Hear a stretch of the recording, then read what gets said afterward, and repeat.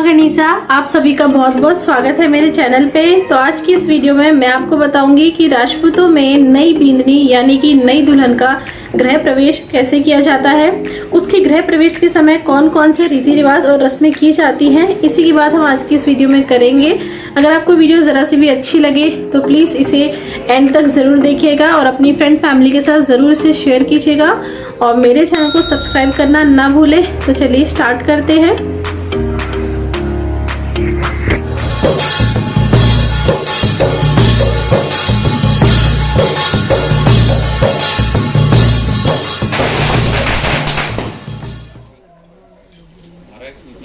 अलग अलग जगहों पर अलग अलग तरीके से नई दुल्हन का गृह प्रवेश किया जाता है।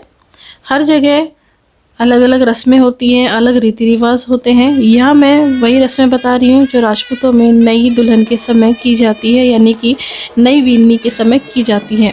हो सकता है यहाँ जो मैं रस्म आपको बताऊँ वो कुछ जगहों पर ना होती हो,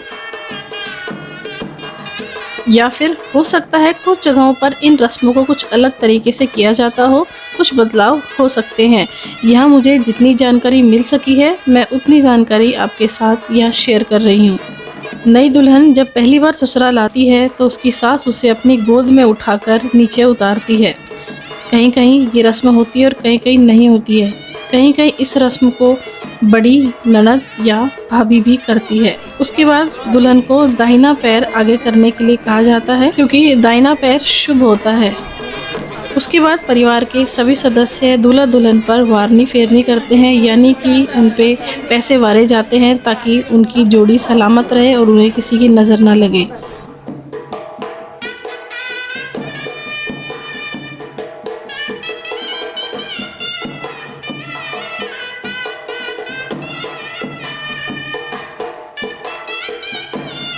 उसके बाद सास दूल्हा और दुल्हन दोनों की आरती उतारती है और उनका गृह प्रवेश करती है।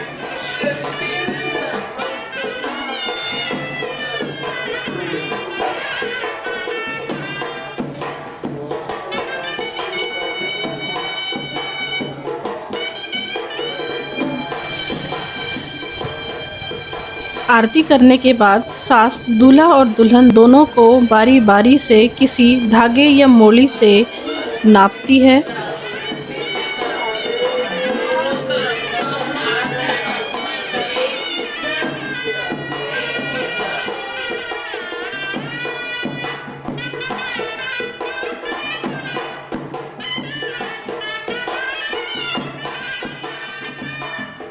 धागे या मोली से नापने के बाद सास दूल्हा और दुल्हन दोनों को अपने पल्ले से भी नापती है।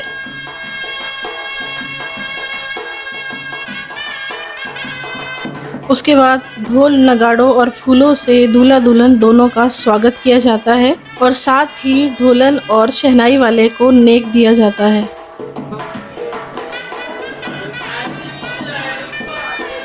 के बाद नई दुल्हन अपने मायके से दी हुई पोटली को अपनी झोली से अपनी सास की झोली में देती है, जिसे वो अपने मायके से साथ लेकर आती है।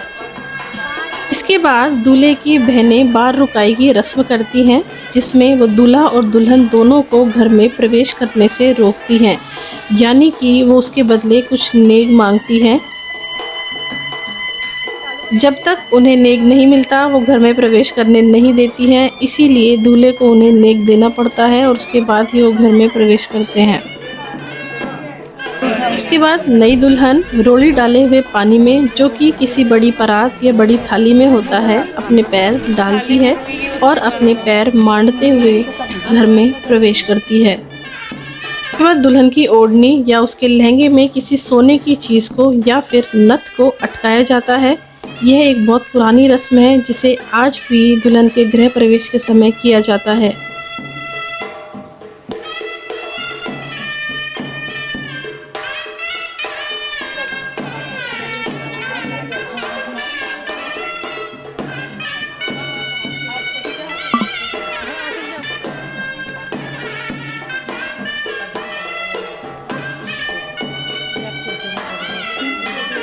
उसके बाद रोली से 7 जगह निशान बनाए जाते हैं और इन निशानों पर छोटे से बड़े आकार की कांसी की थालियाँ या फिर आजकल स्टील की थालियाँ भी इस्तेमाल की जाती है, उन्हें इन निशानों पर रखा जाता है।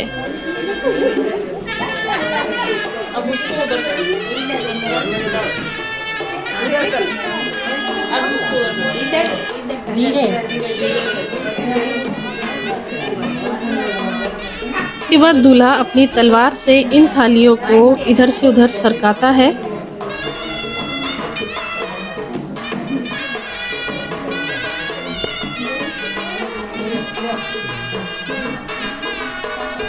इन थालियों को दुल्हन को एक एक करके आराम से धीरे धीरे उठाना होता है। ऐसा माना जाता है कि थाली उठाते समय थालियों की बिल्कुल भी आवाज़ नहीं होनी चाहिए।